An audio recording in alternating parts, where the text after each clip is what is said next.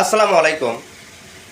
এই যে কিছু পতিতালয় আছে না, পতিতালয় যারা মানে ব্যবসা করে, যারা দেহ ব্যবসা করে, এরা যে রাস্তায় নেমে জামাত শিবিরের বিরুদ্ধে রাস্তা অবরোধ করে তারা কিছু আন্দোলন করতেছে। সি সি সি জামাত শিবিরের বিরুদ্ধে। কারণ এ নাস্তিকের বাচ্চা, তোরা কি জানিস না জামাতের আমিরের যে টুইটার অ্যাকাউন্টে যে হ্যাক করা হচ্ছে, টুইটার অ্যাকাউন্ট হ্যাক করে সেখান থেকে পোস্ট করা হচ্ছে তাদের দুর্নাম করার জন্য, তাদের বদনাম করার জন্য। সেটা তো ডকুমেন্ট সহকারে কিভাবে হ্যাক করা হচ্ছে, কোথায় থেকে হ্যাক করা হচ্ছে তারা তো প্রকাশ করছে। খবর মিডিয়াতে তোরা পাচ্ছিস না, তারপরে তোরা কেন সেখানে তোরা ওখানে মিছিল করিস জামাত শিবিরের বিরুদ্ধে? তারা কি করছে?